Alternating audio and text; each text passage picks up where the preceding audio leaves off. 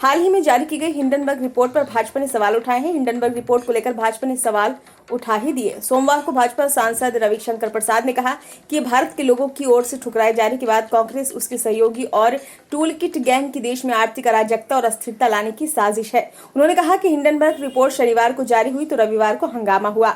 इसके बाद सोमवार को पूंजी बाजार अस्थिर हो गया। भारत शेयरों के मामले में सुरक्षित, स्थिर और आशावादी बाजार है। इस बाजार की निगरानी करना सेबी की कानूनी जिम्मेदारी है। उन्होंने कहा कि जुलाई में सुप्रीम कोर्ट की निगरानी में हुई जांच के बाद जब सेबी ने हिंडनबर्ग को नोटिस जारी किया तो उसने अपना जवाब नहीं दिया बल्कि बेबुनियाद हमला किया।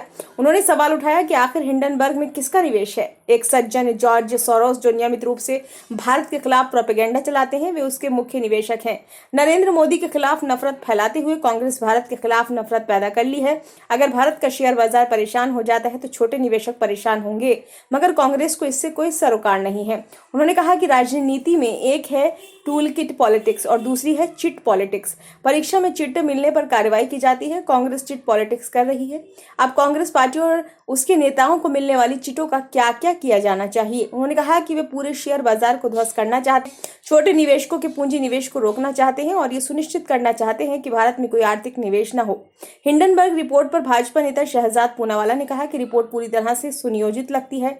राहुल गांधी और कांग्रेस संपूर्ण अर्थव्यवस्था, वित्तीय प्रणालियों को नुकसान पहुंचाना और अस्थिर करना चाहते हैं।